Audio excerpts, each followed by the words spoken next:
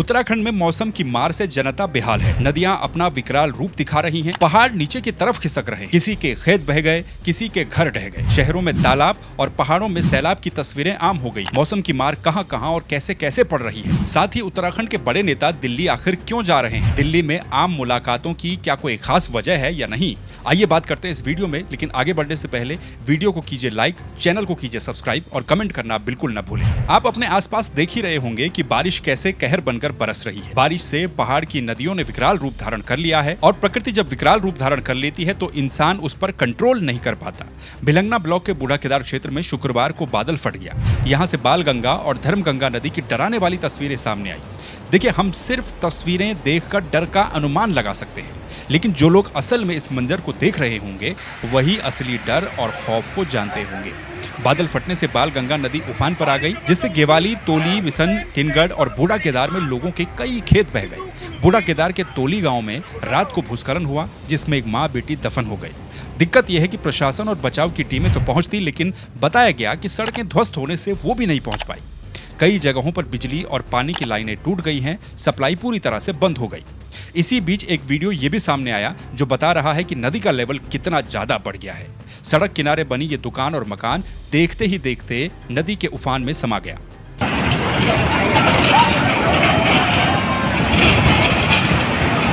टिहरी के कई और गांवों में भी काफी ज्यादा नुकसान की खबरें सामने आई। वहीं यमुनोत्री धाम में यमुना का उफान भी कहर बरपा रहा है। यहाँ पर मंदिर परिसर में पानी घुस आया, एक अस्थायी पुल ध्वस्त हो गया, कुछ मकान और दुकानों को भी नुकसान पहुंचा है। जानकी चट्टी की पार्किंग में मलबा घुस गया। चमोली में भी यही हाल है। चमोली के बांसवाड़ा और मोखमल्ला गांव के 19 घरों में मलबा घुस आया। रुद्रप्रयाग के गोंडार गांव में बारिश से एक पुल बह गया और 106 यात्री यहां पर फंस गए, जिसके बाद 2 हेलीकॉप्टरों की मदद से इन यात्रियों को रेस्क्यू किया गया। कुमाऊं क्षेत्र के बागेश्वर, पिथौरागढ़ और अल्मोड़ा में भी यही हालात देखने को मिल रहे हैं। कहीं मकान ध्वस्त हो गए हैं, कहीं दुकान तो कहीं खेत खलिहान। हरिद्वार और ऋषिकेश में गंगा खतरे के निशान से ऊपर बह रही है। देहरादून में पिछले 2 दिनों से डीएम छुट्टी के आदेश दिए जा रहे हैं। आज भी बारिश लगातार जारी है। बद्रीनाथ और केदारनाथ हाईवे बंद है। आपके आसपास मौसम कैसा है कमेंट में जरूर बताइए। साथ ही अपने गांव का नाम लिखना भी मत भूलिएगा। उत्तराखंड की 2 बड़ी पार्टियां जिनकी अक्सर सरकार रहती है वो है बीजेपी और कांग्रेस। अब क्योंकि बीजेपी और कांग्रेस दोनों ही राष्ट्रीय पार्टियां हैं, प्रदेश में कुछ हो जाए, कुछ नहीं हो, कोई समस्या हो, कोई लड़ाई हो या फिर कोई उपलब्धि हो, दोनों ही पार्टियों के नेता दिल्ली जाकर पार्टी हाईकमान को ये सब कुछ बताते हैं। और ये दोनों के साथ ही होता है, कांग्रेस वालों के साथ भी और बीजेपी वालों के साथ भी। दिल्ली जाकर समय समय पर हाईकमान से मुलाकात करना, यानी कि पार्टी के बड़े नेताओं से मुलाकात करना, कई बार शिष्टाचार भेंट होती है तो कई बार वहां से नेताओं को तलब भी किया जाता है। यहाँ तक कि उत्तराखंड के लिए अगर कई बार कोई बड़ा फैसला लेना होता है तो वो भी बिना दिल्ली की मंजूरी के नहीं होता है। उत्तराखंड के कैबिनेट मंत्री डॉक्टर धन सिंह रावत 2 दिन पहले दिल्ली पहुंच गए। वहां जाकर के धन सिंह रावत ने प्रधानमंत्री नरेंद्र मोदी से मुलाकात की, जिसकी फोटो वो अपने सोशल मीडिया हैंडल पर शेयर भी करते हैं। प्रधानमंत्री मोदी से मुलाकात की ये 3 तस्वीरें हैं। पहली तस्वीर में डॉक्टर धन सिंह रावत पीएम मोदी को केदारनाथ का सोविनियर दे रहे हैं, यानी कि एक भेंट दे रहे हैं, एक मोमेंटो दे रहे हैं। ये उसी केदारनाथ का सोविनियर है जिसको लेकर के आजकल उत्तराखंड की राजनीति में मुंड कपाल हो रखा है। केदारनाथ की ही खाली विधानसभा सीट पर उपचुनाव होना है। दिल्ली में केदारनाथ मंदिर पर बवाल पहले ही हो चुका है और इसी केदारनाथ की प्रतिष्ठा बचाने का दावा करती हुई कांग्रेस पार्टी आजकल पैदल ही निकल पड़ी है।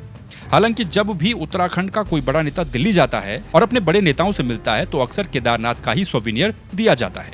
दूसरी तस्वीर यह है जिसमें पीएम मोदी और धन सिंह रावत हाथ मिला रहे हैं। तीसरी तस्वीर यह है जिसमें दोनों आमने सामने बैठ करके बातचीत कर रहे हैं। इन तस्वीरों के कैप्शन में धन सिंह रावत लिखते हैं कि आज दिल्ली में विश्व के सर्वाधिक लोकप्रिय नेता नरेंद्र मोदी जी से शिष्टाचार भेंट की और तीसरी बार प्रधानमंत्री बनने पर उन्हें बधाई दी। अखबारों में ये भी छपा है कि डॉक्टर धन सिंह रावत ने पीएम मोदी को उनके विभाग की उपलब्धियां भी बताई। सिर्फ प्रधानमंत्री मोदी ही नहीं बल्कि धन सिंह रावत उसके बाद गृह मंत्री अमित शाह से भी मिले। इसे भी शिष्टाचार भेंट ही कहा गया और ये भी कहा गया कि सहकारिता विभाग में क्या खास चल रहा है ये भी अमित शाह को धन सिंह रावत के द्वारा बताया गया। पिछले किसी एक वीडियो में मैंने ये बात कही थी कि क्रिकेट से लेकर आम जिंदगी में टाइमिंग का खेल जो होता है वो बड़ा इंपॉर्टेंट होता है। इसीलिए बड़ी बड़ी मुलाकातों की टाइमिंग पर भी नजर रखनी चाहिए। ये मुलाकातें सिर्फ आम मुलाकातें नहीं होती हैं, बल्कि इनके परिणाम दूरगामी परिणाम भी हो सकते हैं।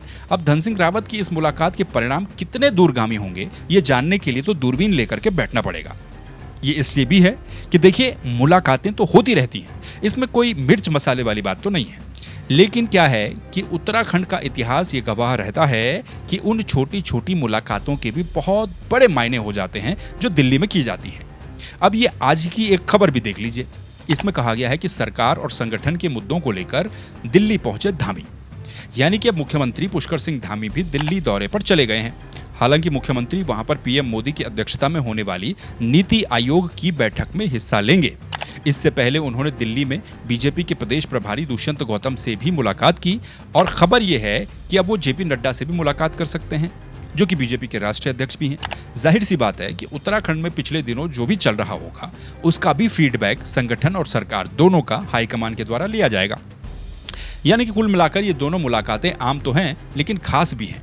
अब आगे क्या होता है वो तो हाईकमान ही जानता है, लेकिन खबर तो ये भी है कि विपक्षी पार्टी का हाईकमान भी अब स्वयं उत्तराखंड आ सकता है।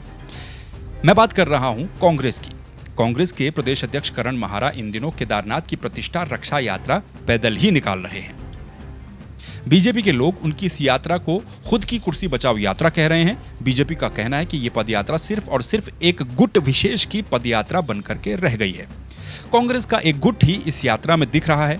पार्टी के बड़े बड़े नेता इस यात्रा से दूरी बनाए हुए हैं। बीजेपी नेताओं का यह भी कहना है कि पहले दिन कांग्रेस के गढ़वाल मंडल के बड़े नेता इस यात्रा में कहीं दिखाई नहीं दिए। अब क्योंकि ये बारिश और आपदा का समय है, लिहाजा बीजेपी का ये भी कहना है कि आपदा काल में जहां नेताओं को आम जनता के साथ खड़ा रहना चाहिए, उस समय कांग्रेस को अपने धर्म के संरक्षण की याद आ रही है। अब उत्तराखंड कांग्रेस ने राहुल गांधी को भी इस यात्रा में बुलाया है।